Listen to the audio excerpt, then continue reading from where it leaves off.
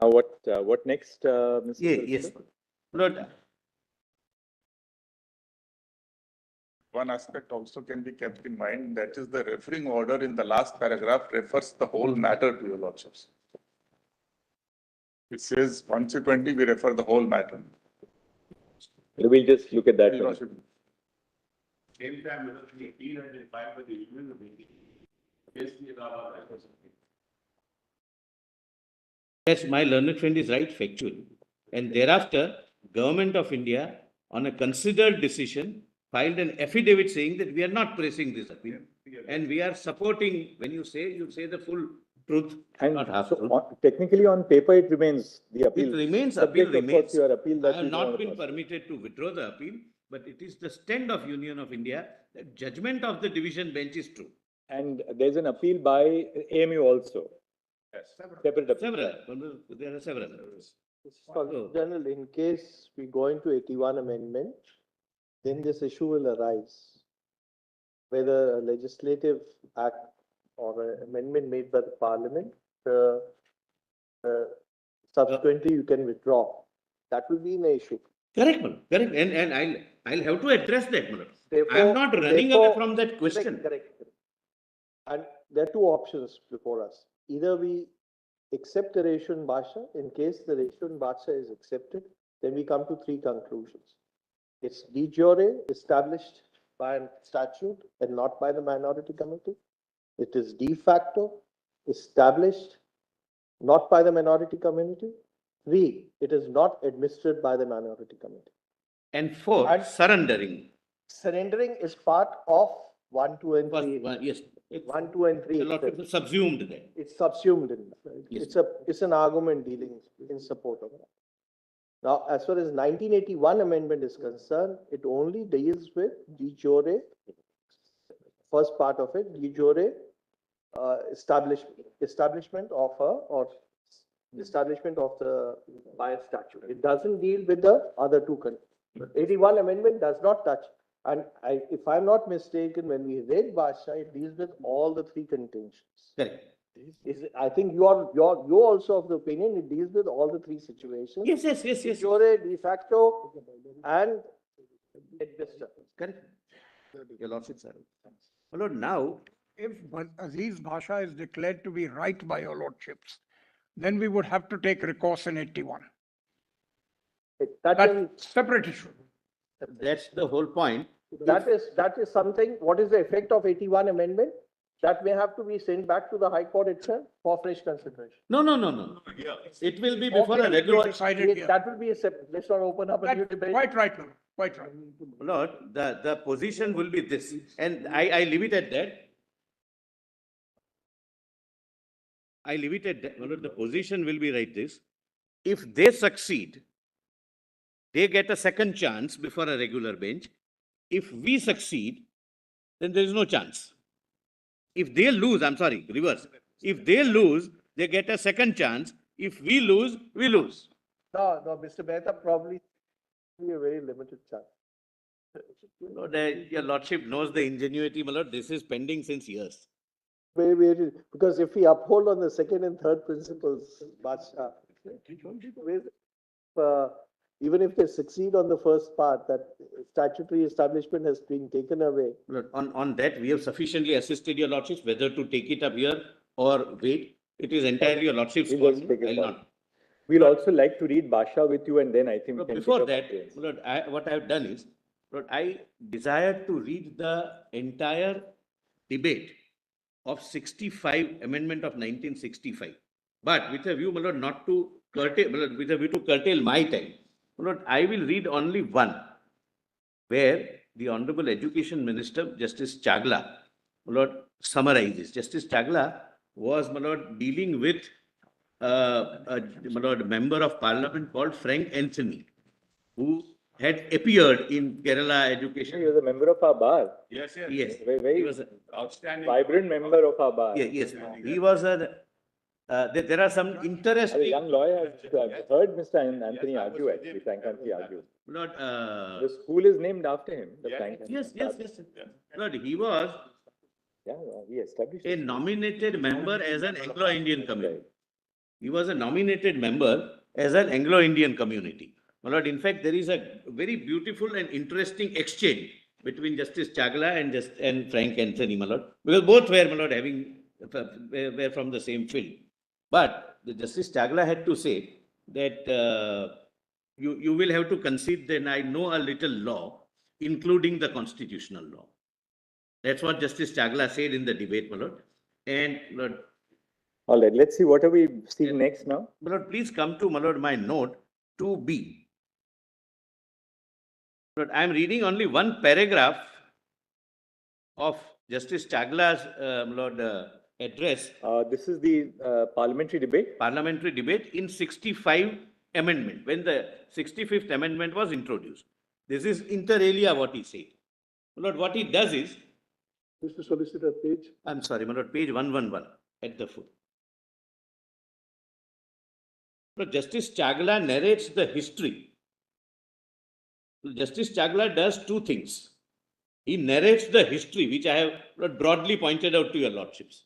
And second, he says that there is a reason why our constitution makers have given them a separate status in the constitution itself as institution of national character.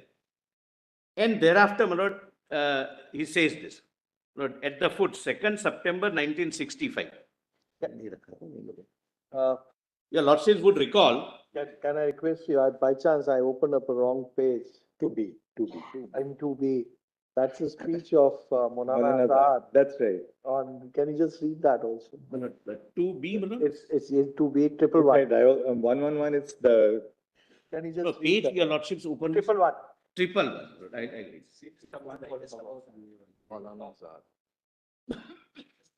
Yes. Maulana Azad, my lords, that is 51 speech. Yes, yes. My lord, I wanted to read that, but I was curtailing myself. My lord, Let's see. if your lordships, my lord, permits. As far as our constitution is concerned, honorable members are aware that Article 28(3) lays down that religious instruction cannot be made compulsory in any government institution. This necessitated a reconsideration of the question as far as these two universities are concerned. In both the universities, the Hindu university and the Muslim university, the religious instruction is compulsory. This was against the Article 28 of the Constitution and necessitated the making of certain changes. So the first change that is made is that religious instruction to be made optional.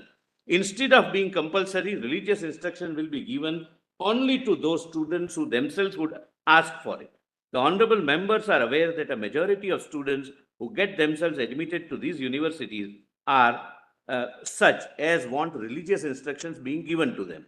Another change has been made on the basis of recommendation of Universities Commission.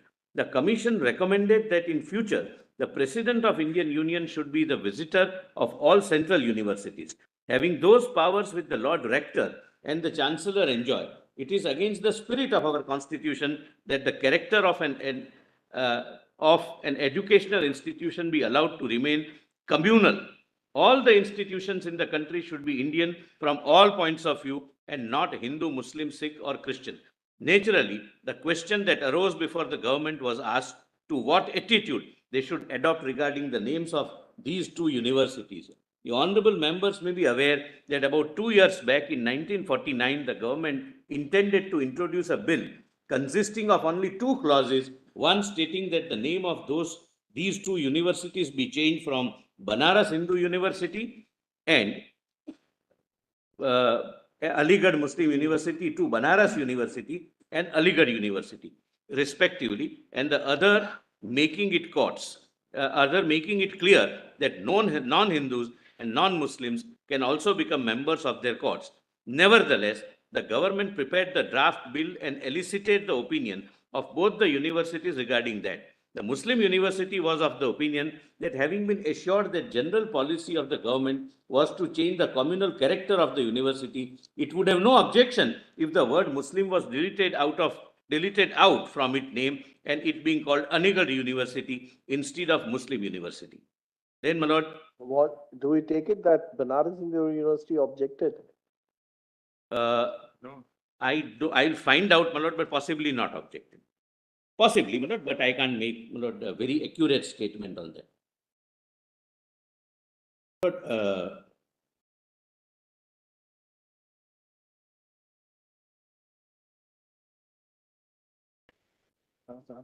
Lord, as a matter of fact, No objection. That is why it's.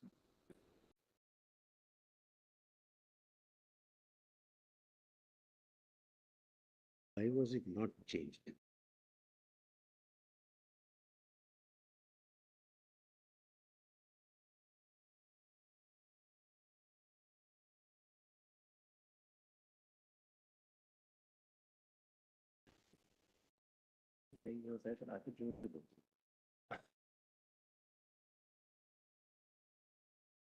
Lord, now, Lord, at the foot, Lord, this is Justice Chagla. Lord, after giving history, page 111, Lord, after giving the history of the formation or establishment of the university under the Act, and after saying that it has a separate constitutional status given by the Constituent Assembly, Justice Chagla says this, my lord, as a education minister. My submission to this house is that Aligarh Muslim University has neither been established nor is being administered by the Muslim community. But this is pre-Basha. Basha was not there at that time. It is not a minority institution in which Sri Anthony suggests. I will give him the reasons. You had first the Muslim college which was founded by Sir Syed Ahmad. Sir Syed Ahmad has asked the British government of those days to establish a university, and the British government established the university. Therefore, the establishment of the institution was by legislature and not by the community. Now, I cannot understand how it can be said that administration is in the hands of minorities. The administration of the university depends upon the law. During the British times, it depended upon this act. After independence, it depends upon the act as had been amended by the parliament. Does Mr. Anthony suggest that it is open to the Aligarh University or the Muslim community to change the administration of the university even to the slightest degree and go contrary to what the parliament has laid down? If the minority had the right to administer the Aligarh University, then it can have any administration it likes. It can change the administration and it can close down the university. It can change the constitution of the court or the executive council. Can it do so? Even the constitution of the court, of the executive council and the academic council is regulated and not by the minority community but by parliament. There is another aspect of the matter which Mr. Anthony has completely forgotten. He has attached great importance to the fact that under the Act of 1920, the British government as a concession said that the court shall consist wholly of Muslims. Now everybody knows that university is administered by the executive council and not by the court. The court, of course, is the supreme authority and it is like a showpiece. It meets once a year. Lots of people come there and make speeches and pass a resolution. But the day-to-day administration, selection, appointments, and so on are carried on by the executive council. And it is significant that even if in the British days, it was not provided that executive council shall consist only of Muslims. That clearly shows that British government did not concede the argument. Although there is no constitution then, the argument is now advanced by Mr. Anthony that the minority has a right to administer a particular institution. I say that this institution was not established by the minority, nor is it being administered by the minority community. That is the legal position as far as Article 30 is concerned. Now, my lord, may kindly, my lord, see 3A, Basha. Page 3, my lord.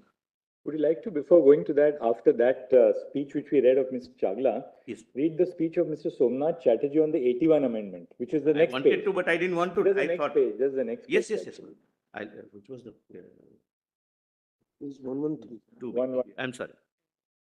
2B. Yes, my lord. Leading member of parliament on the proposed amendment in 81 observed as under Somnath Chatterjee. Kindly see what this bill says. It seeks to restore the minority character of the university, and that is also in the statement of the Honorable Minister. So far as bringing into effect of this university is concerned, it was done under a statute. Everybody knows that. The statute has been construed by the Supreme Court in the background of Article 30 of the Constitution of India. It appears that the Supreme Court is thinking to have it considered by a larger bench, but the fact that the university was brought into existence by an act of parliament is a historical fact which cannot be ignored by anybody. This bill wants to restore the minority character of the university. Undoubtedly, we appreciate the great efforts made by some of the leading Muslims, intellectuals, and educationists in this country, and we greatly appreciate the efforts made by them. How can you, by legislation, change the history? We do not know. What I am apprehending is that by this, you are also opening floodgates of litigation, which we do not want. If an institution has been established in a particular manner by retrospective legislation, you cannot change its manner. The Supreme Court had held that it was set up by a statutory enactment and that it was not established by a particular community. The word establishment is now being brought in only with a view to attract Article 30 of the Constitution, because the language used there is established. Sri Somnath Chatterjee may be, but the minister herself has said that what is being done is that word establish is being deleted from the present act to show that it was not established by the statute. Can what was done in 1920 be undone in 1981 by a legislation like this? The fact cannot be altered by a legislation like this, which is supposed to have retrospective effect. What is the position? By omitting the word establish from existing statute, they want to contend so. As I said, we appreciate the sentiments, but the question is, can it be achieved? It has been established by a particular community. Therefore, Article 30 can be attracted. That is the argument. The minister herself has apprehended it, and she has been advised, I take it, that it seeks the restoration of minority character. So my question is whether you can restore a character which was not there at the beginning, the character, pre-20 character, Somnath Chatterjee is talking about. Beginning, because we have to consider the statutory enactment which brought it into existence. Maybe this is done with a view to persuading the Supreme Court to come to a decision. We cannot visualize what the Supreme Court will do, but the statutory provision is being changed in order to pave way for the Supreme Court to come to a decision. There is also a change in the definition. The definition of the word university is now being changed. How can a fact be altered by a change in the definition? Please mark this. According to, Your Lordship, sir. Yes. According to the proposed amendment, university means an educational institution of their choice established by the Muslims of India, which originated as Mohammedan Anglo-Oriental College, Aligarh, and which was subsequently incorporated as Aligarh Muslim University. Therefore, they now, by an amendment, want to make the university of a different origin from that was done when the law was enacted. That's right.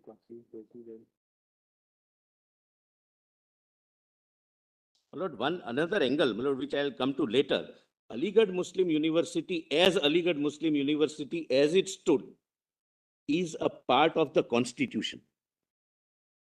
Aligarh Muslim University as Aligarh Muslim University as it stood is a part of Indian Constitution in Entrance 63. Can you, by way of amending an act, amend the Constitution itself? The Constitution, when it used the word Aligarh Muslim University, understood it to be something else. Well, there is a separate argument on that. I am not dwelling much on that. Now, my lord, kindly come to Aziz Basha, whose name, my lord, everyone has changed to their liking, my lord.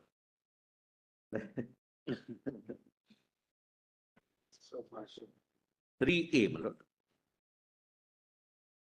Ashish. Yesterday, even the religion was changed by the learned AG.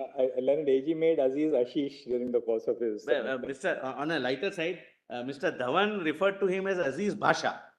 Then throughout, I have noted that. Mr. Sibal Aziz Pasha. And the learned AG changed the religion, my lord. It became Ashish. But Aziz is common to all mostly. Yes, now we go to Basha, which is volume 3A, page 3, right? Yes, my lord. Please come to, my lord, page 7. Yes. Lord, kindly, my lord, give me this indulgence, my lord. I'll read what is not relevant. I'll skip. Otherwise, I'll read, my lord, something even at the cost of repetition. These 5 writ petitions raise common questions and will be dealt with together. They attack the constitutionality of Aligarh Muslim University Amendment Act 1951 and the Aligarh Muslim University Amendment Act 1965.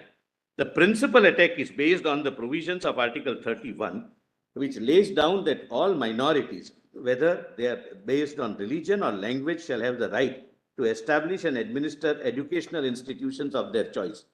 The case of all the petitioners is that Aligarh Muslim University, hereinafter referred to as Aligarh University, was established by Muslim minority, and therefore the Muslims had the right to administer it, and insofar as the Act of 51 and 65 take away or abridge any part of that right, they are ultra vires. Now, this was a question of fact asserted by them that it was established by a minority. Besides the principal attack, the 2 acts are also subsidiarily attacked for violating the fundamental rights guaranteed under Article 14, 19, 25, etc. Your lordships can, Lord, skip. Then, my lord, the government opposes the petition. The petitions have been opposed on behalf of the Union of India, and its main contention is that Aligarh University was established in 1920 by Aligarh Muslim University Act number so and so, and that this establishment was not by the Muslim minority, but the government of India by virtue of a statute, namely the 1920 Act, and therefore the Muslim minority could not claim any fundamental right to administer the Aligarh University under Article 13. Thereafter, please see further. It was further contended that as the Aligarh University was established by the 1920 Act by the Government of India, Parliament had the right to amend the statute as it thought fit in the interest of education, and the amendments made by the Act of 51 and 65 were perfectly valid, as there was no question of their taking away the right of Muslim minority to administer Aligarh University, for the minority not having established the university could not claim the right to administer it. It was further contended that the fact that under the provisions of 1920 Act, the court of Aligarh University was to be composed entirely of Muslims, did not give any right to Muslim community as such to administer the university, which had been administered by the authorities established by 1920 Act. This is a factual assertion made.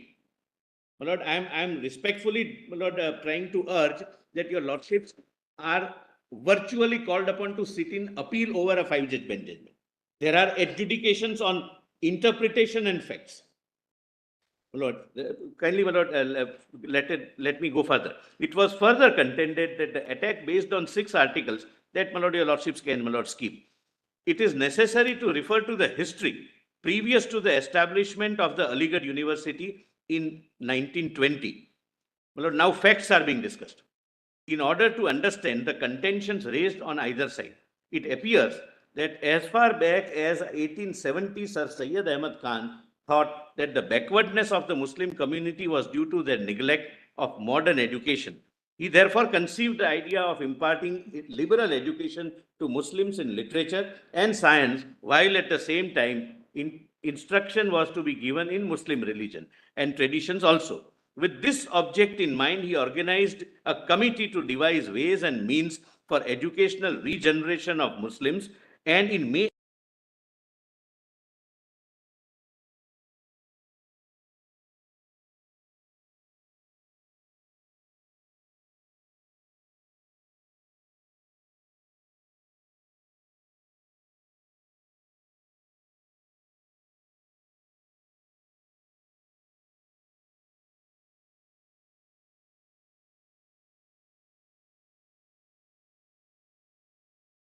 Mohammedan Anglo-Oriental College, Aligarh, hereinafter referred to as MAO College, was established thereafter and was, it is said, a flourishing institution by the time Sir Syed Ahmad Khan died in 1898. But today also, this is one of the top-ranking universities. Aligarh University is one of the top-ranking universities.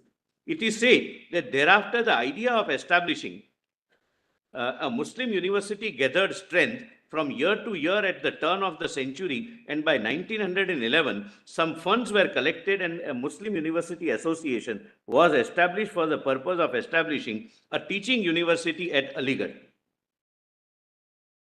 Long negotiations took place between the association and the government of India, which I had shown to your lordships, about how, under what circumstances, with what conditions, in what covenants.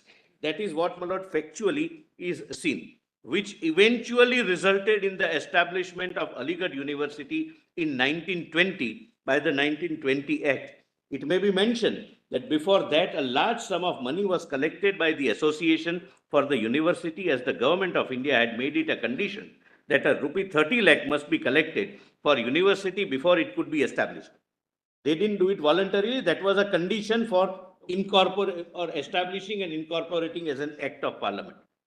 Further, it seems that existing MAO college was made the basis of university and was made over to the authorities established by 1920 Act for the administration of university, along with the properties and funds attached to the college, the major part of which had been contributed by Muslims, though some contributions were made by other communities as well. It is necessary now to refer in some detail to the provisions of 1920 Act to see how Aligarh University came to be established. The long title of the 1920 Act is in these words: an act to establish and incorporate a teaching and residential Muslim university at Aligarh. The preamble says that it is expedient to establish and incorporate a teaching and residential Muslim university at Aligarh, and to dissolve the societies registered as so-and-so and so-and-so, and to transfer and vest in the said university all properties, and mark, my lord, and rights of the said societies and of the Muslim University Foundation Committee. The rights are surrendered by operation of law. It will be seen from this that the two earlier societies, one of which was connected with MAO College and the other had been formed for collecting funds for establishment of the university at Aligarh, were dissolved, and all their properties and rights and all the and also of the Muslim University Foundation Committee, which presumably collected funds for the proposed university, were transferred and vested in the university established by 1920 Act. Section 3 of the Act laid down that the first Chancellor, Pro-Chancellor and Vice-Chancellor shall be persons appointed in this behalf by a notification of the Governor-General in Council in the Gazette of India, and the persons specified in the schedule shall be the first members of the court, and they happen to be all Muslims. Please mark this, my lord. The court says that they were not required to be, but they happen to be Muslims. Further, Section 3 constituted a body corporate by the name of Aligarh Muslim University, and this body corporate was to have perpetual succession and a common seal, and could sue and be sued by that name. Section 4 dissolved the MAO College and the Muslim University Association, and all property movable and immovable, and all rights, powers and privileges of the two said societies, and all property movable and immovable, and all rights, powers and privileges of Muslim Committee were transferred and vested in the Aligarh University, and were to be applied to the objects and purposes for which the Aligarh University was incorporated, not the objects of the original three institutes. All debts, liabilities and obligations of the said societies and committee were transferred to the university, which was made responsible for discharging and satisfying them. All references in any enactment to either of the societies or to the said committee were to be construed as reference to the university. It was further provided that any will, deed or other documents, whether made or executed before or after the commencement of 1920 Act, which contained any bequest, gift, etc., etc. Lord, kindly come down a little further, my lord. These provisions will show, Lord, fifth line from the bottom of that para, these provisions will show that three previous bodies legally came to an end, and everything that they possessed, but they were possessed of, was vested in the university as established by 1920 Act.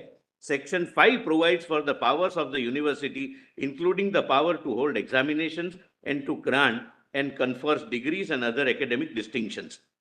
Section 6 is important. it laid down that degrees, diplomas and other academic distinctions granted or conferred to or on persons by university shall be recognized. Then section 7, then section 8, provided that university shall, now your lordships can skip this, there may not be. I'll read, right? I'll read it. Section 7 provides for reserve funds, including the sums of rupees 30 lakhs. Section 8 provided that university shall. Actually, Mr. Solicitor, now thereafter, they're just reproducing the act. I therefore And wanted you to. can now go to page 841, Placitum C. Last sentence. My lord, before that, my lord, page 11, 841, my lord, yes, Placitum C. My lord, PDF page 11. Your lordships, we are on the same page. Page 11. These provisions clearly bring out that the final control in the matter was with the Lord Rector, who was the Governor General of India. Then comes section 14, Now we which need is not read again. what section 14 says because we have read those stats. Now go to Placitum F. Their conclusions we will mark because before that they just reproduce the section and then Placitum F. This provision, though not so all pervasive as the provision in section 13 of the 20 Act shows, that the visiting board had also certain overriding powers in case the university authorities acted against the Act, statutes and ordinances. There is no condition that Lord Rector and the members of the visiting board must belong to the Muslim community. Then, my lord, kindly come to, my lord, page 842, my lord, page 12 of PDF. My lord, select committee. My lord, this is important. It may be added here that the select committee, which went into the bill before the 1920 Act was passed, was not very happy about this proviso and observed, my lord, which proviso? Proviso to section 23 that all members of the court would be Muslims. They were not happy with that. And this is the finding of select committee. This is the observation of select committee. In reference to the constitution of the court, we have retained the provision that no person other than Muslim shall be a member thereof. We have done this as we understand that such a provision is in accordance with the preponderance of Muslim feeling, though some of us are by no means satisfied that such a provision is necessary. This was the genesis, my learned friend talks of genesis. This was the genesis, that what we are establishing is a secular university. But they said that we give in to their status, their request. Then, my lord, next is 23.2. Your lordships can consider skipping. Section 24 dealt with executive council. The last sentence in the paragraph, the power of making statutes. I'll read them. I don't wish to. The way, my lord, petitioners read, I didn't want to read, my lord. They read, my lord. Anyway, my lord. Section 23.2, the court was to be supreme governing body of the university and would exercise all the powers of the university, not otherwise provided for by the 1920 Act, the statutes, the ordinances and the regulations. So residuary power. It was given the power to review the acts of executive and academic councils, save where such council had acted in accordance with powers conferred on them under the Act, the statute or ordinances. So if they have acted in accordance under those, court had no powers. The statute to direct that necessary action be taken by the executive or the academic council, as the case might be, on any recommendation of the Lord Rector. The power of making statutes was also conferred on the court, along with other powers necessary for functioning of the university. Please pause here. Lord, the real section says the power of amendment is subject to the approval. He can even, Governor General in Council can even completely reject. Section 24 dealt with the Executive Council, 25 with the Academic Council and 26 with other authorities of the university. Section 27, 28. There is an important provision in section 28 which laid down that no new statute or amendment or repeal of an existing statute shall have any validity until it has been submitted through the visiting board, which may record its opinion thereon to the Governor General in Council and has been approved by the latter, who may sanction, disallow or remit it for further consideration. This provision clearly shows that the final power of the administration of the university rested with the Governor General in Council.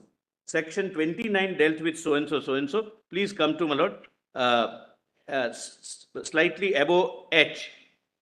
No new ordinance amendment or repeal of any existing ordinance shall have any validity until it has been submitted through the court so and so, who may sanction allowed.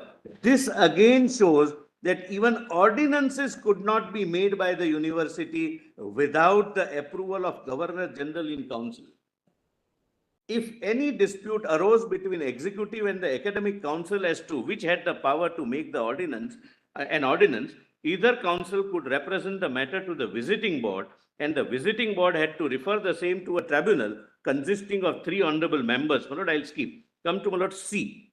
Section 32 provided for admission of students to the university, and subsection 4 thereof provided that university shall not, save with the previous sanction of the Governor General in Council, recognize for the purpose of admission to a course of study for a degree as equivalent to its own degree, any degree conferred by any other university, or as equivalent to intermediate examination of an Indian university, any examination conducted by any other authority.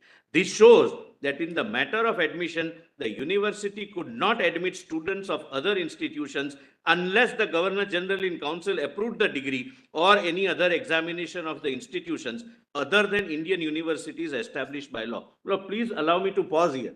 Lord, the university functions at 2 levels. One is, Lord, supervisory, decision-making, policy-making function, which was not in the hands of minority. And second, on ground, the principal, vice principal, they will be giving admissions, etc. Lord, that they follow what is decided. That's not the administration. That is, Lord, complying with the administrative guidelines or directions issued. Lord, section 33, Lord, I'll come to F. Section 40 is important and laid down that if any difficulty arises with respect to the establishment of the university or any authority of the university, or in connection with the first meeting of any authority of the university, the Governor General in Council may by order make any appointment or do anything which appears to him necessary or expedient for the proper establishment of the university or any authority thereof, or for the first meeting of any authority of the university. Unbridled powers. This again shows the power of the Governor General in Council in the matter of establishment of the university. This brings us to end of sections of 1920 Act. There is nothing anywhere in any section of the Act which vests the administration of the university in the Muslim community. The fact that in proviso to section 23(1), it is provided that the court of the university shall consist only of Muslims does not necessarily mean that the administration of the university was vested or was intended to be vested in Muslim minority. If anything, some of the important provisions to which we have already referred show that final power in almost every matter of importance was in Lord Rector, who was the Governor General, or in Governor General in Council, or Academic Council. I'll add, because I have shown the statutory provisions. Such were the provisions of 1920 Act. They continued in force in 1951 without any substantial amendment. In 51, the 1951 Act was passed. It made certain changes in 20 Act mainly on account of coming into force of the Constitution. We shall refer only to such changes as are material for our purposes. The first change, my lord, I can skip that, my lord. F, please come to classitum F. It was necessary to delete section 9 as otherwise the university might have lost the grant which was given to it by the Government of India. Further, section 8 of the 1920 Act was amended as the new section provided that the university shall be open to persons of either sex and of whatever race, creed, caste or class, and it shall not be lawful for the university to adopt or impose on any person any test whatsoever, etc., etc. My lord. Lord, kindly come to, my lord, last 3 lines. Ordinances to those we have consented to receive it. Clearly, section 9 was deleted and section 8 was amended in this manner to bring the law in conformity with the provisions of the Constitution and for the benefit of the university, so that it could continue to receive aid from the government. Some amendment was also made in section 13 in view of the changed constitutional setup, and in place of Lord Rector, the university was to have a visitor. Section 14 was also amended and the power of visiting board was conferred on the visitor by addition to a new subsection 6. The next substantial change was that the provisos to section 23(1), which required that all members of the court would only be Muslims. My lord, I can, my lord, skip that. Yes. So please come to, my lord, classitum E. It is not our function in the present petition to consider the policy underlying the amendment made by the 1965 Act, nor Because it remains the supreme I'll government. read it fully, my lord. It will thus be seen by virtue of 1951 Act, non-Muslims could also be members of the court. Correct, my lord. Yes, I am reading the full paragraph, sir. But the court still remained the supreme governing body of the university as provided by. This is what is highlighted by them. Because once you hold that the court was the supreme governing body, Yes, my lord. then, and the pre-1951 position was that they were all Muslims. That's the contradiction pointed out in the judgment. Yes, my lord. Because here they clearly say the court will still be the supreme governing body of the institution. Just one. You said there's a distinction between policy and administration. I've recorded it specific. What you highlighted was policy is the equivalent to administration. That will be slightly debatable. But here, Would the your contradiction- lordships- Just one. I'm sorry. Here the contradiction which is pointed out is the judgment refers to several provisions, then it holds that court is not the supreme administrative body. And here in paragraph over here, they themselves contradict and say court is still maintained the supreme governing body of the court, of the institution. Lord, That's where the contradiction is. Lord, would your lordships allow me to show section 23? No, I'm just highlighting that. No, my lord, at this juncture, it would be relevant, my lord. The statement which is made, but let us read the section as amended in 51, my lord. That's the answer, my lord. As amended, my lord.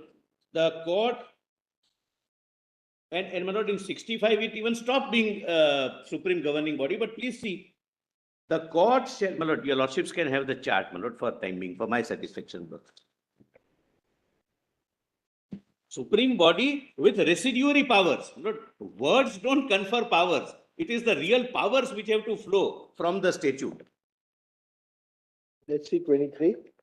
Lord, 23 as amended by 51 Act. Because Aziz Basha is referring to 51 Act. Therefore, I am taking 51 Act. Because 65 even did away with, my lord, even that.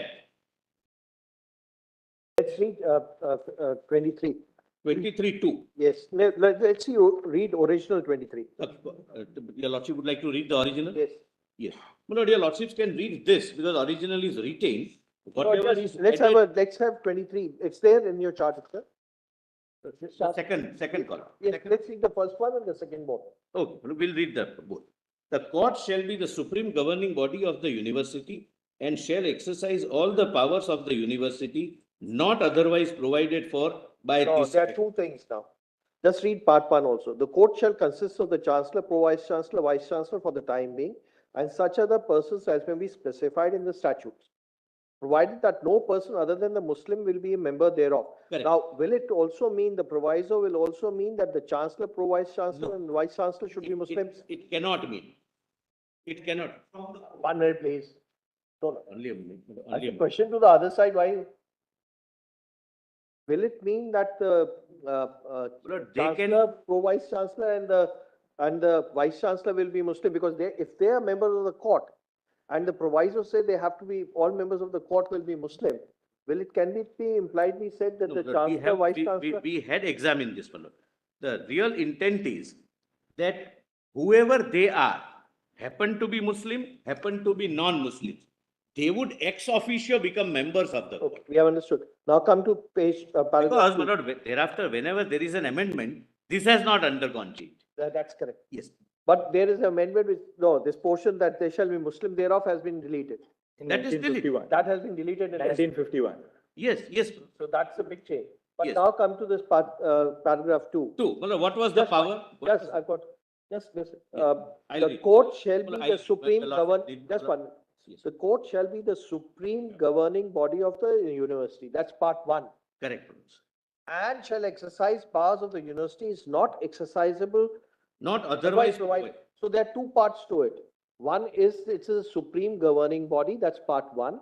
The second is it shall exercise such other have the power to exercise such other powers which are not specified by the statute, ordinances, or regulations. So, right, miscellaneous, what do we call? No, it's not. Residuary powers. That's part two. Part one is it being the supreme governing body.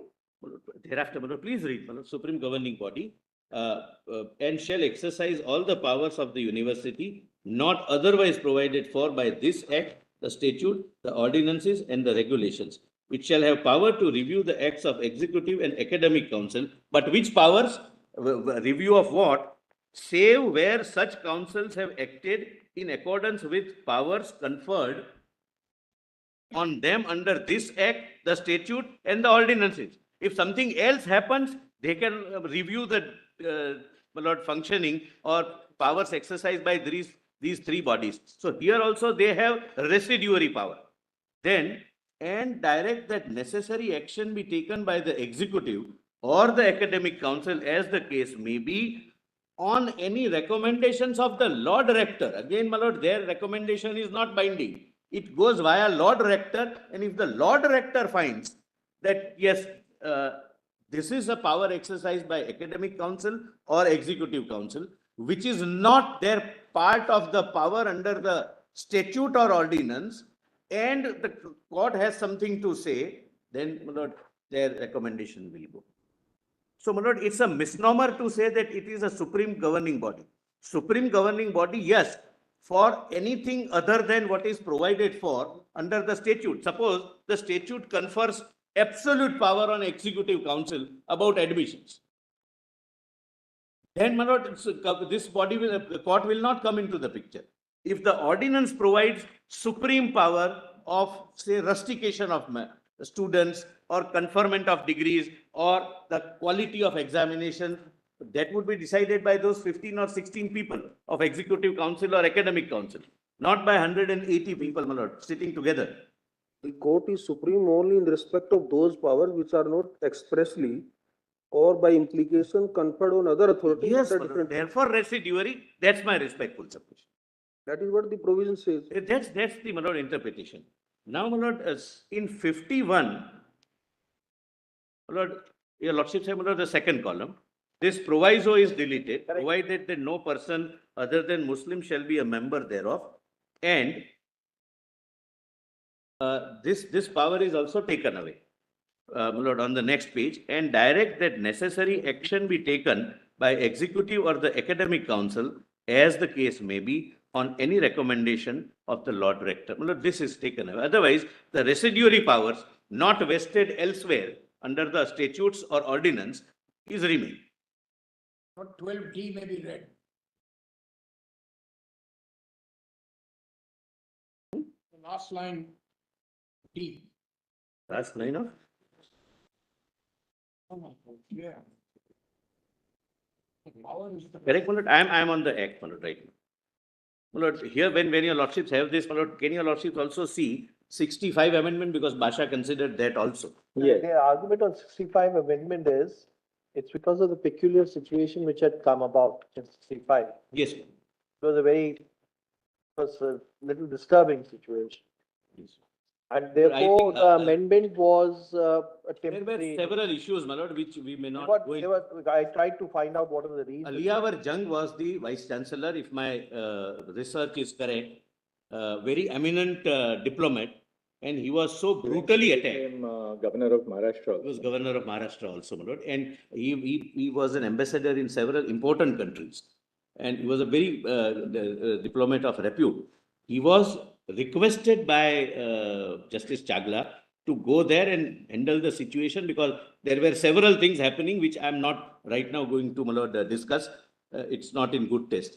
He was so brutally attacked that he had about 20 wounds on the vital parts of his body, and he barely survived. But their argument on that is that these were temporary in nature. My lord, it continued. Tied over the problem at that time. My lord, kindly see thereafter 72. 72 is 65, my lord, please see. 65, my lord, they make it only advisory. But, my lord, Their argument on that will be that if one holds that it is a minority institution in terms of Article 30, then these amendments may be wrong, may be contrary to the law. then, my lord, what can be wrong? Then those amendments are contrary to Article 30 because they withdraw. That's a separate argument. We understand that. My lord, they have That not, your argument that it is not a minority institution stands not. my lord, that has attained finality. My lord, that amendment on facts, your Once lordship we would examine- then be once- requested to sit in appeal. If your lordships have to, my lord, there are some finding of facts also recorded. If your lordships were to be requested to declare those amendments to be unconstitutional after, my lord, almost 60 years, I'm not on delay, and that too without putting any challenge, my lord, then it would be exercising No, no. the power of. Basha, the challenge was there. Yes. Basha challenge was there. Correct, my lord. Basha, the challenge. But kindly see the reference order. Reference order says there is a question frame. Reference order, my lord, unfortunately is not shown to your lordships. It's not that you entirely, Reference order was shown to us. that We have to reconsider make it- Basha, entirely reconsider and take a different view. That's not, my lord, the reference. Reference is that there was a reference made to 11 judges bench in TMFI. What can be the indicia for deciding that this institution is a minority institution? That was not answered by TMFI. And therefore, the court refers it, that Basha has something to do, and impugn order in those appeals referred to Basha, therefore Basha is here. Not that the court is requested to take a different view, sitting in appeal over Basha. I'm sorry, I'm for No, no, you better. I have right to address. Yes, my lord, just for want of better expression, what I am saying. Let me, my lord, go further. It will thus be seen that by virtue, my lord, I have read that, my lord. It is remarkable that though the proviso to section 23(1) was deleted as far back as 1951, there was no challenge to 51 Act till after Ordinance 2 of 65 was passed. My lord, 51 is now, my lord, what, 74 years away. Back, my lord. The reason for this might be that there was practically no substantial change in the administrative setup of 1920 Act, and it was only when a drastic change was made by the Ordinance of 1965 followed by 65 Act that challenge was made not only to the 65 Act but also to this 51 Act, insofar as it did away with the proviso to section 23(1). It is not our function in the present petition to consider the policy underlying the amendments made in the 1965 Act, nor do we propose to go into the merits of the amendments made by 1965 Act. We are in the present petition concerned only with the constitutionality of the provisions of 1965 Act. If the provisions are constitutional, they were within the legislative competence. This brings us to the changes made in 65 Act, which have occasioned the present challenge. The main amendment in 65 Act was in section 23 with respect to the composition and powers of the court of the university. My lord, this I can skip, my lord, with your lordship's permission, unless other side wants me to reread, because it narrates, my lord, what is 65 amendment. Please come to, my lord, 846 E, Classitum E. This was the contention. The contention of the petitioners is that by these drastic amendments in 1965, the Muslim minority was deprived of the right to administer Aligarh University, and that this deprivation was in violation of Article 30. Under Article 31, all minorities, whether based on religion or language, shall have the right to establish. My lord, that also, my lord, your lordships can, or my lord, I may. The next line. I'll read, my Mr. lord, whatever I Solicitor, can. the next paragraph, portions of it have been quoted in the referral order, Yes, ma'am. and that is what is doubted by the bench of 3 judges. Whether establish and administer is to be read as establish or administer. That's not their argument. No, this is what the. Yes, your lordships are right. But my lord, we are going on a footing that they have also said that end is end. It is not disjunctive. But that's the only reference. But that I didn't hear them argue that should be either established or No, I think administered. the arguments have proceeded on the basis that establish and administer means that both conditions have to be. Must coexist. Yes. The reference order specifically referring to all previous judgments insists on the fact that whether it's conjunctive or disjunctive. And that's why Yashpal and the NMEIC Act is also referred to, because the words established or incorporate were there. So one of our arguments is going to be the scope of reference was only on the issue of being conjunctive or disjunctive. The other issues of Bhasha, whether administered, established, or the facts of the case were never referred to. These internal contradictions are now being argued. They are not the subject matter of reference ever. Lord, kindly 16F may be read, my lord, just after the first paragraph. 16F. my You lord. shall proceed on the assumption. Where is it? Sorry. We shall proceed on the assumption in the present petitions that Muslims are a minority based on religion. No, nobody disputes that, my lord. Nobody disputes that religion. What then is the scope of Article 30, Subarticle 1, and what exactly is the right conferred therein on the religious minorities? It is to our mind quite clear that 31 postulates that the religious community will have the right to establish and administer educational institution of their choice, meaning thereby that where a religious minority establishes an educational institution, it will have the right to administer that. So kindly permit me to pause here.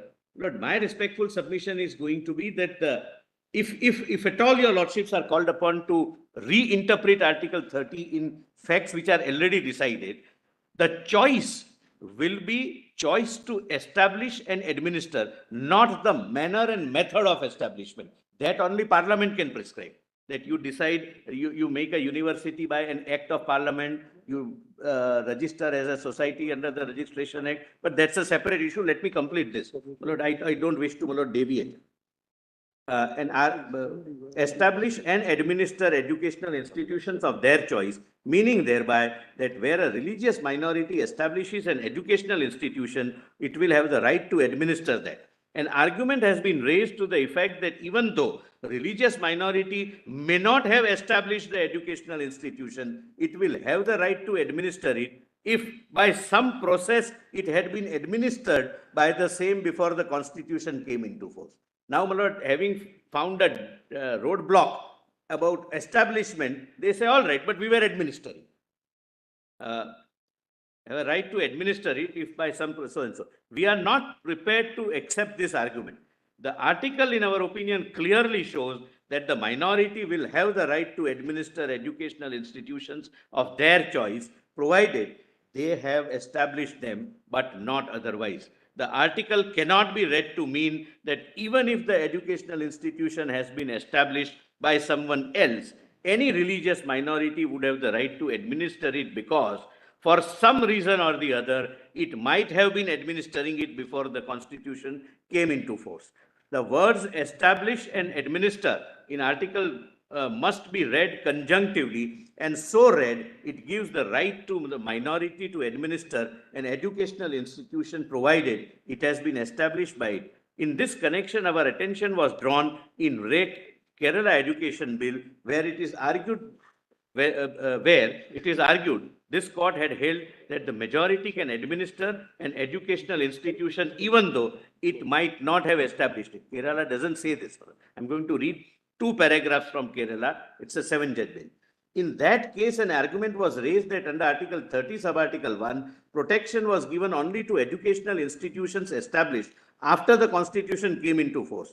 That argument was turned down by this court for the obvious reason that if the interpretation was given to Article 31, it would be robbed of much of its content. But that case, in our opinion, did not lay down that the words establish and administer in Article 30, Subarticle 1 should be read disjunctively, so that though a minority might not have established an educational institution, it had the right to administer it.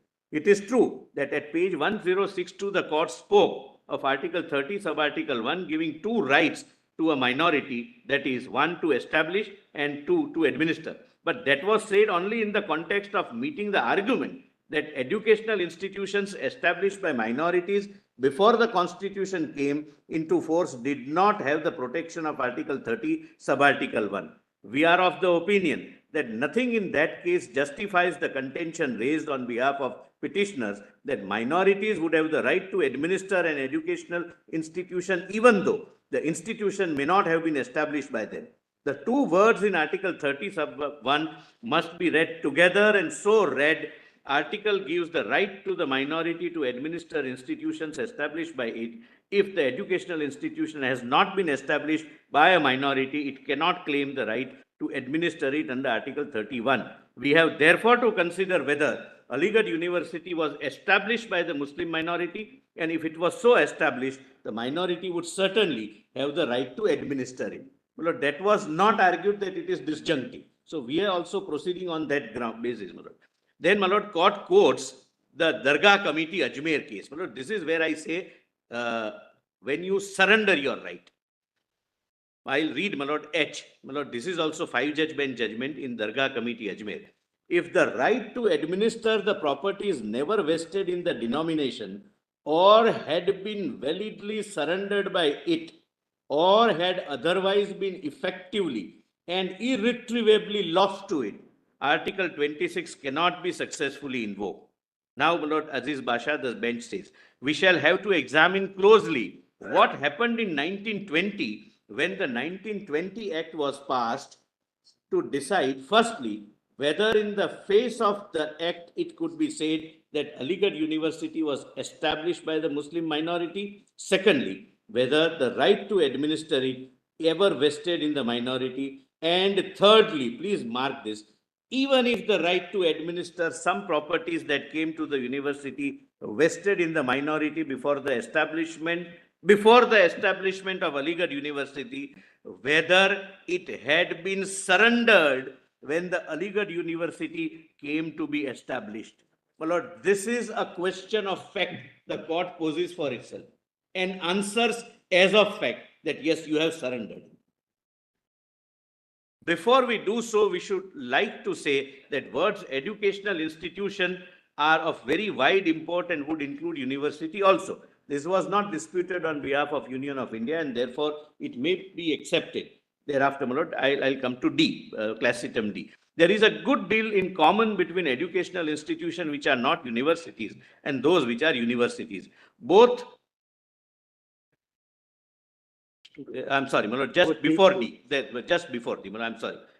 The position with respect to establishment of universities before the constitution came into force in 1950 was this: there was no law in India which prohibited any private individual or body from establishing a university, and it was therefore open to a private individual or body to establish university. My lord, therefore, my lord, I gave the history how the regime change took place.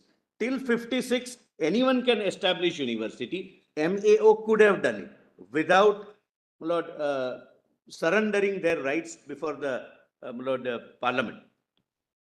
There is a good deal in common between educational institutions which are not universities and those which are universities. Both teach students and both have teachers for the purpose. But what distinguishes a university from any other educational institution is that a university grants degrees of its own while other educational institutions cannot. It is this granting of degrees by a university which distinguishes it from the ordinary run of educational institutions. See St. David College, etc.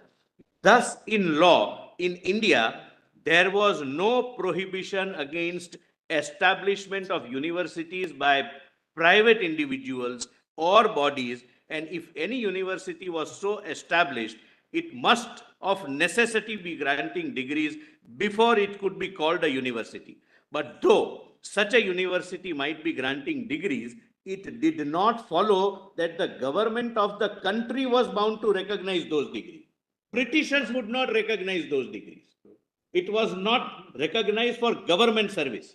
Therefore, at the cost of repetition, I say many universities came without an act of British Parliament, and they produced one of the finest alumni. I have the list, my lord, but that's not the relevant thing, my lord. I'm not going into it. As a matter of fact, as the law stood up to the time the Constitution came into force, the government was not bound to recognize degrees of universities established by private individuals or bodies, and generally speaking, the government only recognized degrees of universities established by it by law. No private individual or body could before 1950 insist that degrees of any university established by him or it must be recognized by the government. Such recognition depended upon the will of the government, generally expressed through the statute. The importance of the recognition of government in matters of this kind cannot be minimized.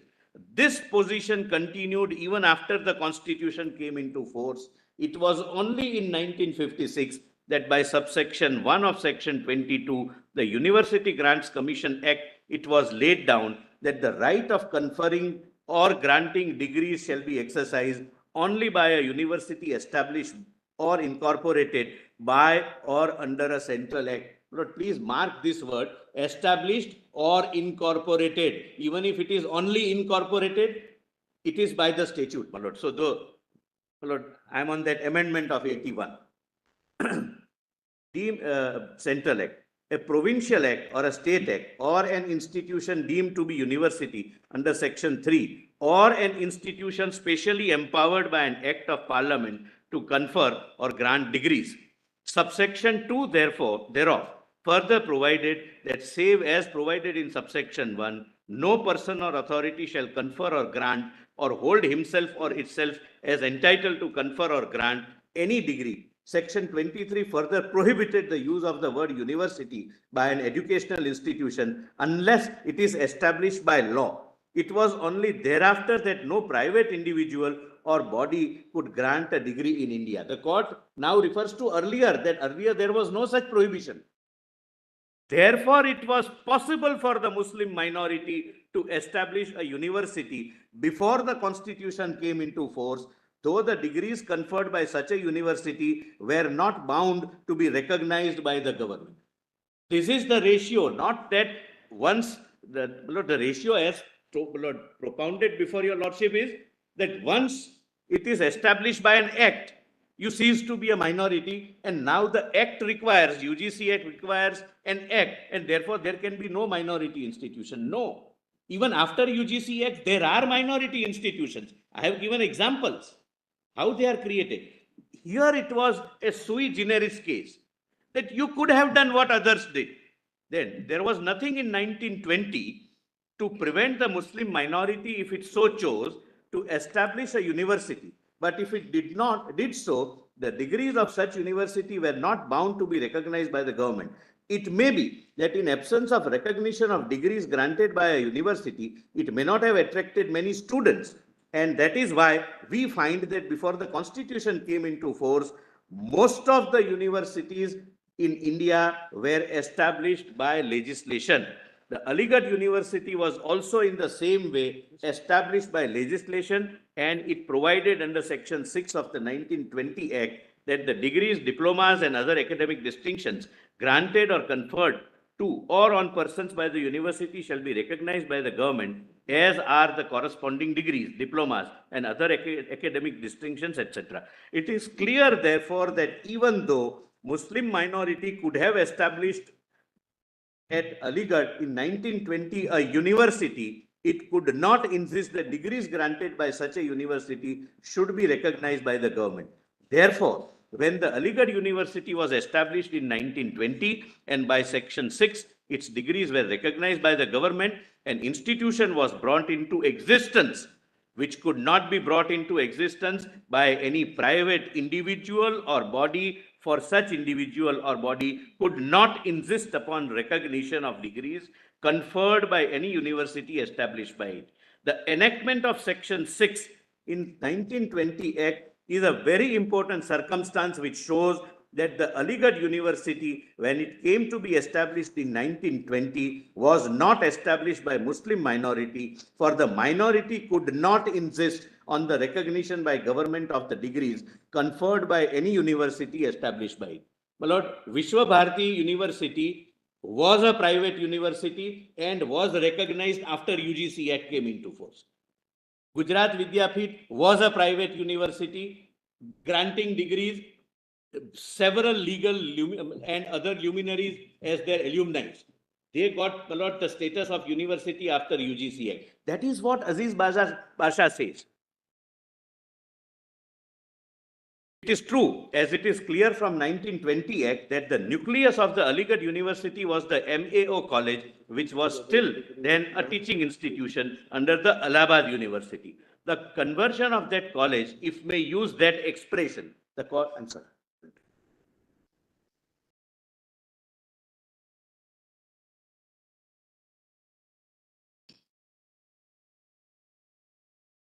The court is very conscious of using the word conversion, because it died. The earlier body died, and a new body comes into effect, and therefore, my lord, the court says, if we may use this loosely, my lord, court uses, if the conversion of that college, if we may use the expression, into a university was, however, not by Muslim minority, it took place by virtue of 1920 Act, which was passed by the central legislature. There was no Aligarh University existing till 1920 Act was passed. It was brought into being by the 1920 Act and must therefore be held to have been established by the central legislature, which by passing the 1920 Act incorporated it. The fact that it was based on MAO College would make no difference to the question as to who established the Aligarh University. The answer to our mind as to who established the Aligarh University is clear, and that is that it was the central legislature by enacting the act that established the said university. As we have said already, the Muslim minority could not establish a university whose degrees were bound to be recognized by government as provided by Section Act. That one circumstance, along with the fact that without 1920 Act, the university in the form that it had could not come into existence, shows clearly that the Aligarh University, when it came into existence in 1920, was established by central legislature. It may be that the 20 Act was passed as a result of efforts of Muslim minority, but that does not mean that Aligarh University, when it came into being under our 20 Act, was established by Lord, then your lordships can, unless the other side wants, Lord. Lord, kindly come to page 21, my lord, 851. Lord, F, Lord, the paragraph starting with F. I'm sorry, my lord, just below D. Just below D. We are of the opinion, my lord.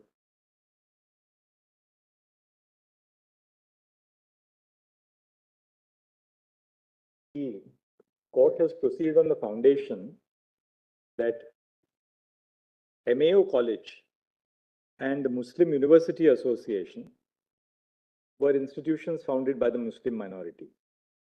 They say that both the MAO College and the Muslim University Foundation, they were societies, they were founded by the Muslim minority. Okay. Second, they said that MAO College furnished the nucleus for Aligarh Muslim University.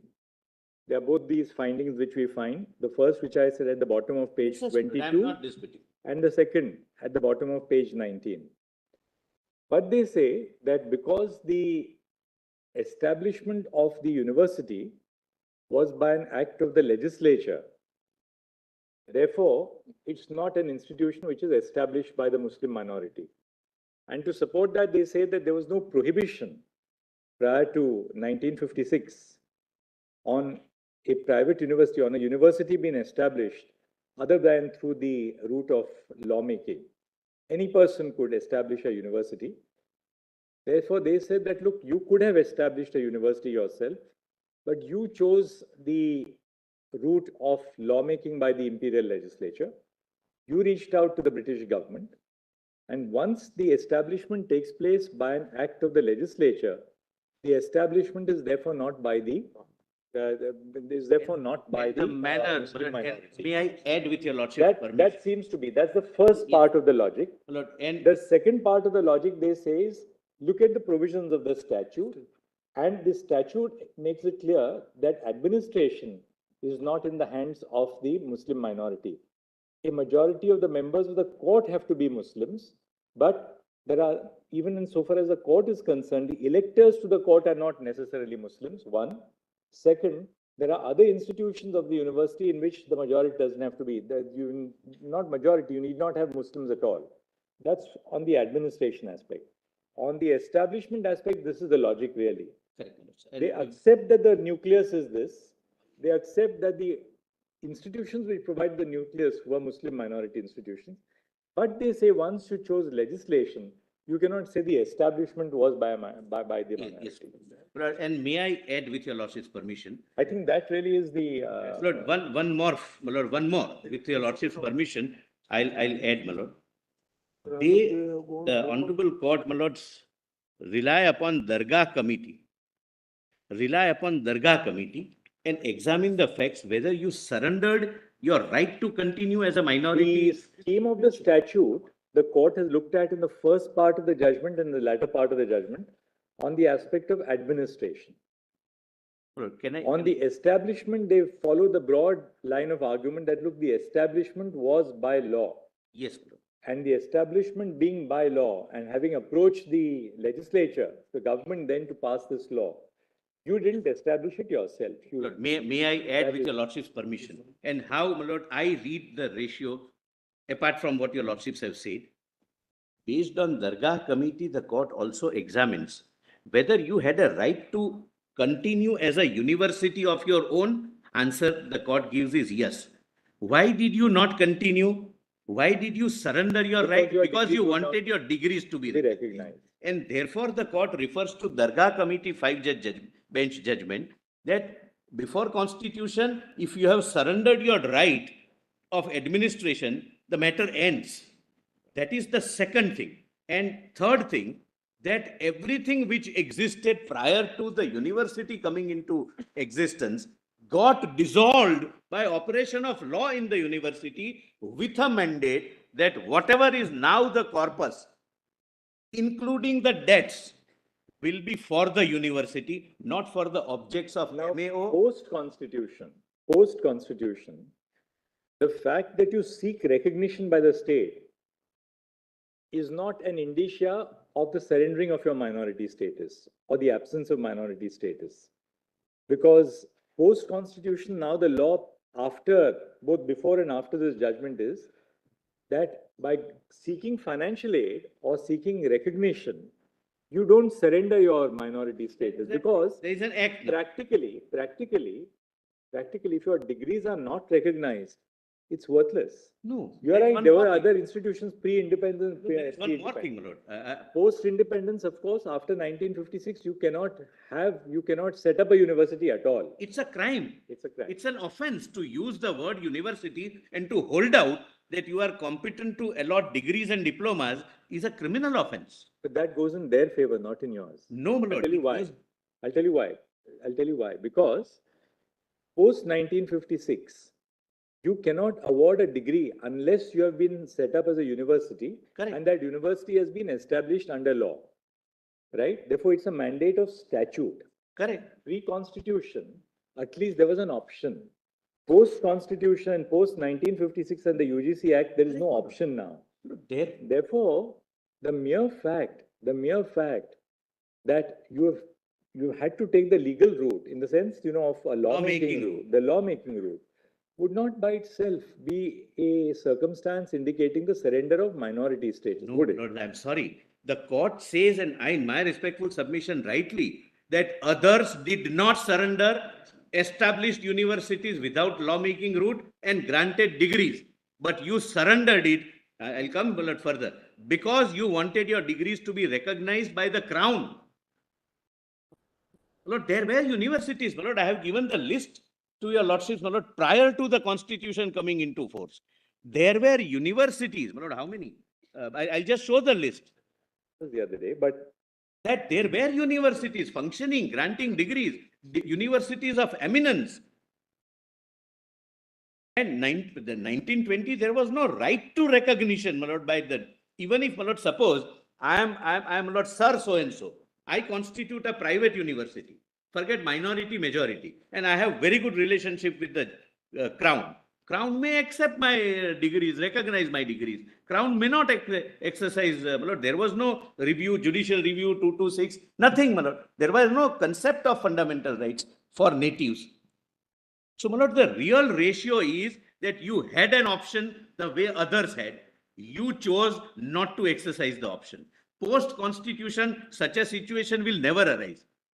Because now you have to go before the, my lord, authority under the new act, not only UGC Act. Now there is a Minority Commission, Minority Educational Institutions Act. So now there is no difficulty.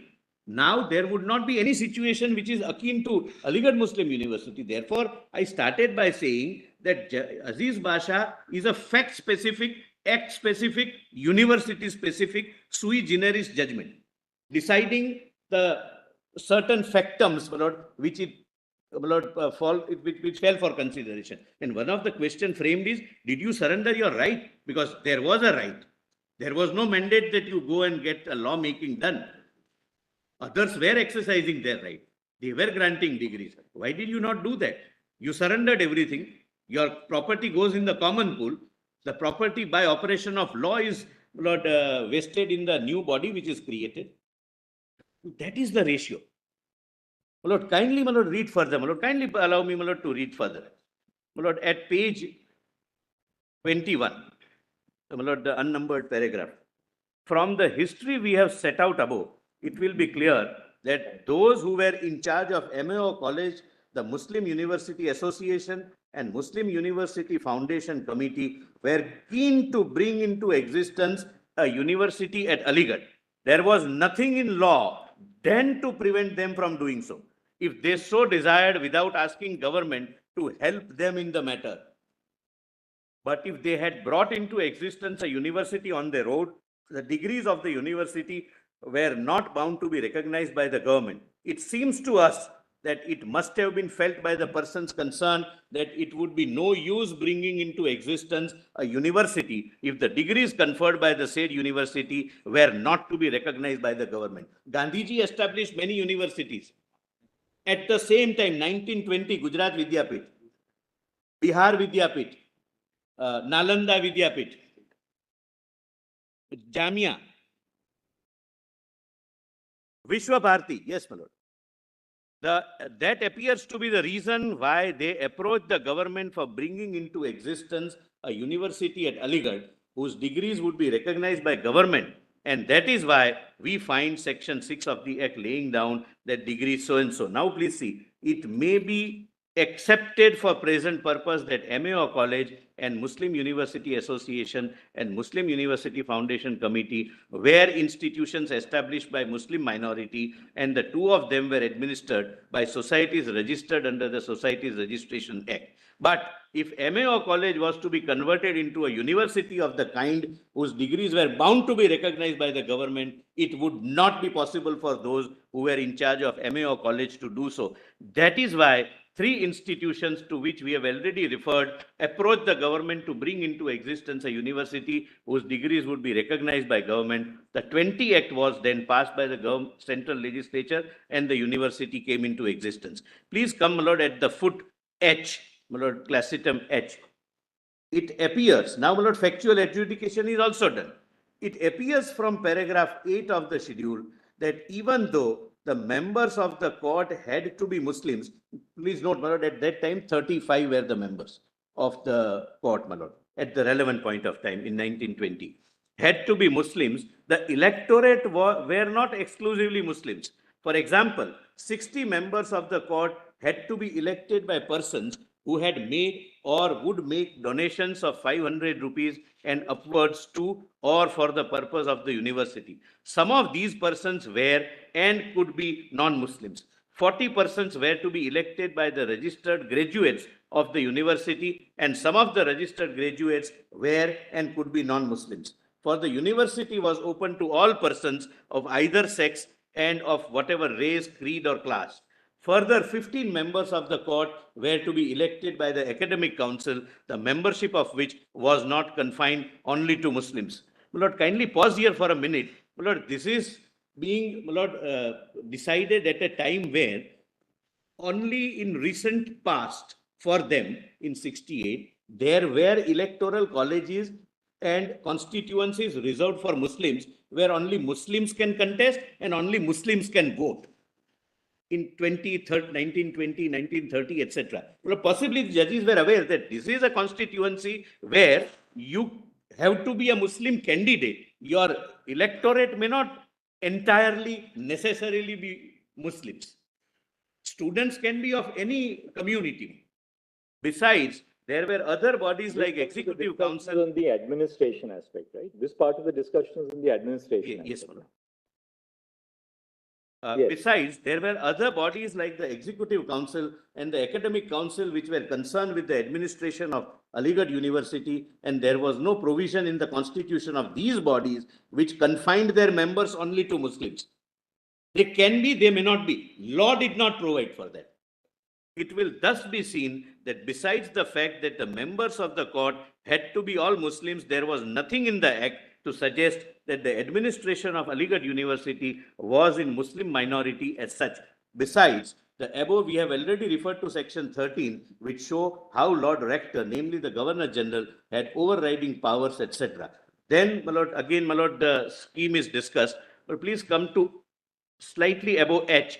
We are therefore of the opinion, my lord, fifth line from the bottom, my lord. We are therefore of the opinion that Aligarh University was neither established nor administered by the Muslim minority, and therefore there is no question of any amendment to 1920 Act being unconstitutional under Article 30, Subarticle 1, for that article does not apply to at all to Aligarh University. Lord, then, my lord, kindly see, my lord, other arguments are rejected. I will not read, my lord.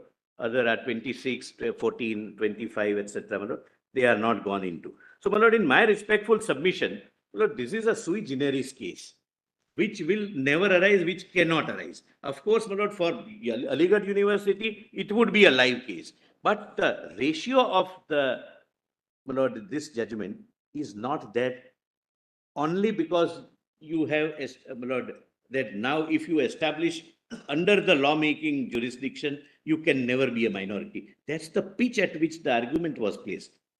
That now if this is the law, there can be no university which is a minority university, because every university under UGC Post 1956 now, as I said a short while ago, in view of section 22 of the UGC Act, you cannot establish a university except by law. Correct, my lord. Right?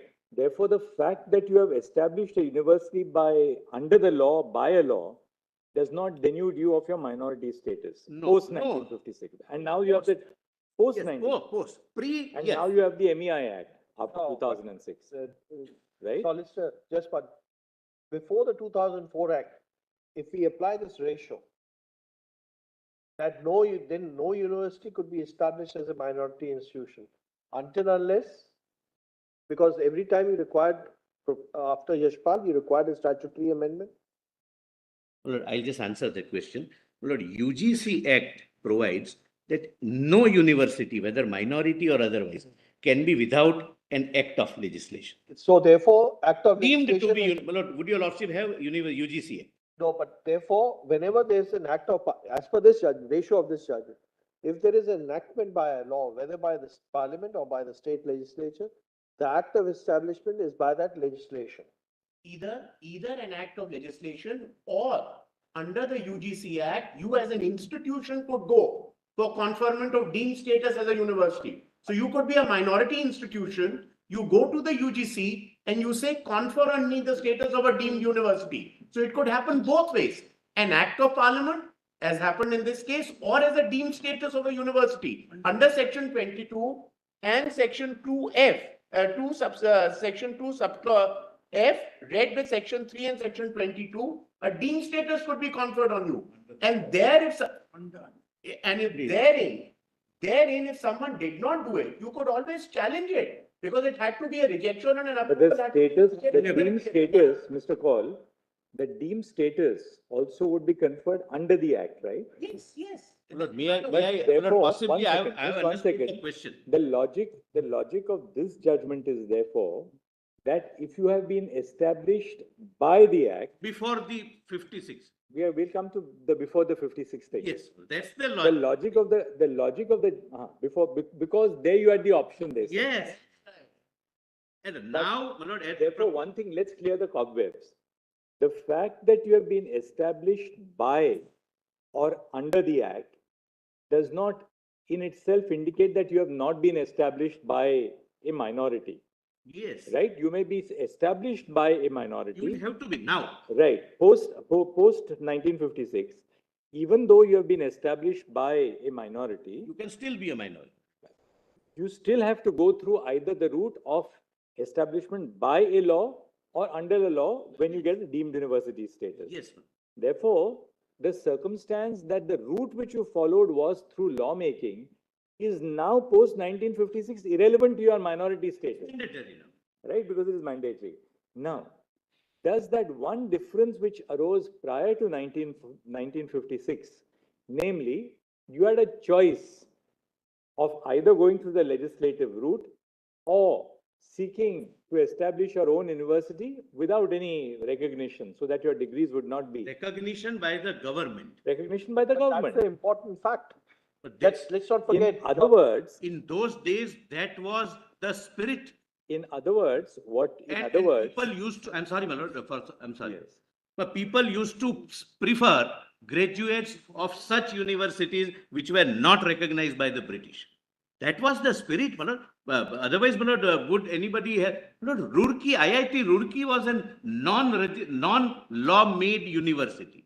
Look, I have given the look, list. as far as employment is concerned, with hardly any private sector, it was all government employment.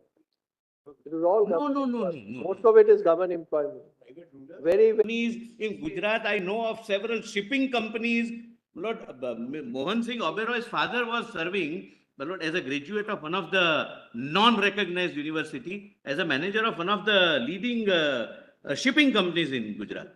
Now, He was born in Gujarat. Post-constitution, you cannot say that, well, you sought recognition, and when you sought recognition, that now is at the cost of your minority character. That is plainly, Cannot be. I concede. post-constitution, that proposition of law is clearly unacceptable. Very clear, but I Right? concede to that. Now, therefore, does a proposition which ceases to apply or ceases to hold valid post-constitution nonetheless become valid merely because it is in the pre-constitution context? Yes, but because there was Because no you had a choice. But even if you had a choice, there's one very critical thing. That means that why did people seek recognition? People sought recognition for the reason that your students have employability, your students have credibility. Now, it may be that there were some institutions which had credible degrees even though they were not recognized by the government. But is that the price which we must necessarily ask minorities to pay? That's the point. We cannot. As a government now, we cannot. Britishers could, they did, and they were paid. Mr. Solicitor, one more question. That's the point, really. I mean, I think that's the point that's the heart of it, actually. All The heart of it. The British government could, that you take it or leave it. These are my conditions. There's much to be said on either side, which is why we are here. But I mean, that is really now that's the kernel of the controversy. When we are looking at the constitution as framed in 1950, as enforced in 1950, at that time, the UGC Act was not there. If we accept this proposition, one of the issues which will come in, why will argue, is that between 1950 to 1956, if any minority institution had gone to set up a university and seek recognition of the degree by the government, this ceased to be a minority institution. Possibly. I'll answer that after considering. That's a potent question, a very relevant question, because that would be the same regime So therefore, which was available then. When we use the term choice over here, choice includes university, there's no doubt about it. Yes, There's yes. no- Not So the when- method of recognition. Correct. but- So therefore, what was the intent behind Article 30 was to provide, to provide certain safeguards and protect certain interests of the minorities. So if that be so, why should mere establishment by a statute be a disqualification? Then, we are considering No, then. and Now, therefore- That's why I told you that post-independence, this argument can't hold water. no, I'm Now, I'm not. do we therefore accept that argument merely because we are in a pre-constitution? But that's the only thing, my lord. That's the only thing. That you were before the constitution, you had the option, you had your competitors, your not competitor is not a correct word, but contemporaries who were, So, my only worry is this, that post-constitution, must we not really bring in all our rights realization my lord, in a manner consistent with the constitutional text? not in a pre-constitutional era, there was no concept of minority, Is that really? no Tell concept me, of is that fundamental conceptually, rights. is that sound constitutional doctrine? Because ultimately, anything that happened pre-constitution, does it not have to be brought into conformity with My lord, the post-constitutional rights regime? That is really, my lord, there are judgments specific. that is, I won't do what he would otherwise would have done. My lord, there are judgments that in a pre-constitutional era, how you surrender your rights and what are the effect on post-constitutional regime. There are judgments. My lord. We are not, my lord, examining it in a at the barrel same kind time, of a we must read any plea in regard to the surrender of rights in a very strict context. My lord, Surrender of rights is not, even in the pre-constitutional era, surrender of rights, the law should not lightly assume. A surrender of rights, even in a pre-constitutional era, should be accepted only with on the strictest possible construction, because you're really in that sense stating that somebody who's otherwise entitled to a right has surrendered that right. Post-constitution, of course, there's no waiver at all. Our constitution doesn't accept I'm not waiver at all. arguing that. Nobody can argue We that. are now dealing with the post-constitutional assertion of rights of a minority, which founds its post-constitutional assertion on the basis of institutions which were founded pre-constitution. My lord, that is where, my lord, we would Now- respectfully, my lord, That is, I'll tell you, that's what's worrying. I Lord, mean, that's what is worrying. another thing, my lord, I am also going to address your lord and assist your lordships on. If you take a very formalistic view of this matter, found this whole constitutional argument on legal positivism, answer is very clear. Established by law, not established by the Muslim community, established by legislature. If you look at it in a very strictly legal positivist sense, there are clearly answers there. Then your But lordship, then that's the question. I mean, how do you Not mold the only- constitution? only You one- look at it in a very legal, in a positivist way, or you look at it in a more Lord, in purposive that rights case, my lord, concept way? we, my That's lord, the would point, not, really.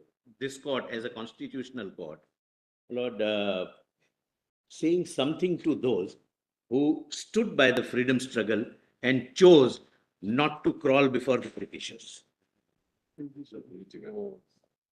I'll address that. I'll address that. It's not a political argument. It's a valid argument of interpretation.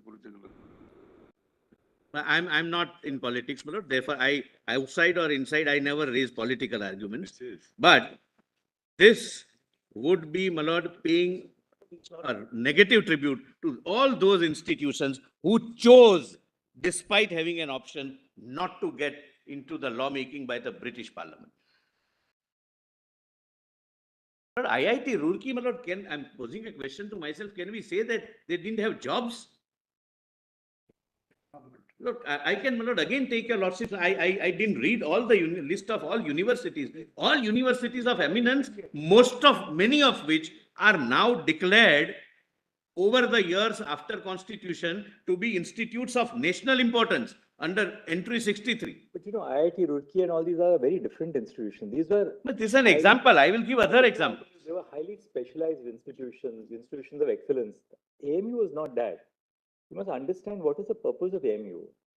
It was to provide secular education to a community which was on the lowest scale of education in those times. There were minority universities pre-constitution, Idea was to still provide- not, my lord, going before the The British. idea was to provide a forum for upliftment of a community which had traditionally been deprived of education. That was, That is, my lord, of course, can't that be, was my the- lord, with respect, my lord, that is a whole, that may not be, my lord, a subject matter of a judicial decision My lord, making. your lordship There allowed can be a good 30-second jurisprudential interventions. issue. Roorkee, my lord, was affiliated to Calcutta and then Allahabad. And in 1948, a provincial legislature, my lord, brought it into effect. That's Yes. from his own note, my lord. Lord, my lord, this MAO was affiliated with Calcutta and Allahabad. Allahabad. And were getting degrees from Allahabad. What prevented you from giving Allahabad University degree? Probably, slight, you see, what happens is, you establish as a university, then you can affiliate colleges.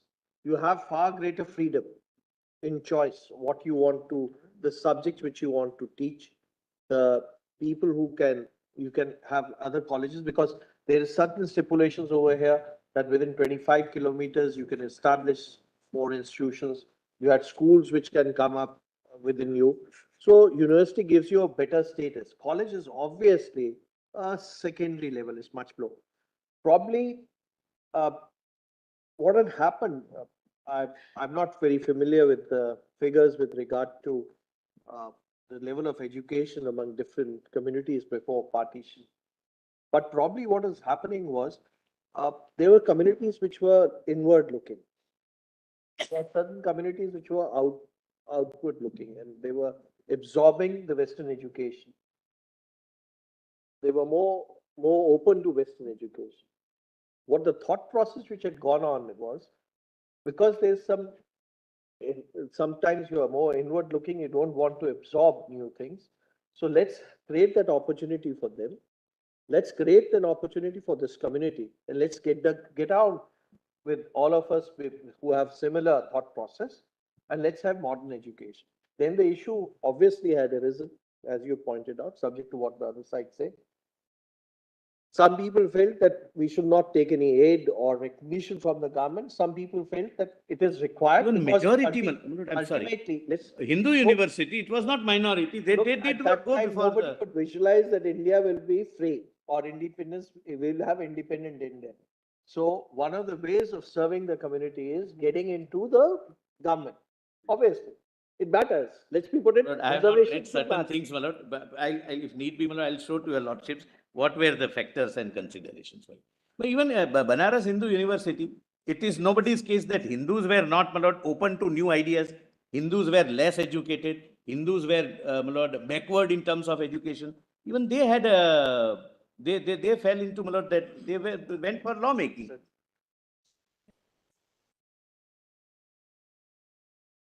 On the establishment aspect, Mr. Solicitor, I've raised some doubts which we have to answer. On the administration aspect, there are doubts which they will have to deal with, because administration, the Basha court has specifically gone into the provisions of the statute to indicate that administration was not in the hands of the Muslim. That's a finding of fact, my lord, whether there can be gone into merely because the composition is of larger.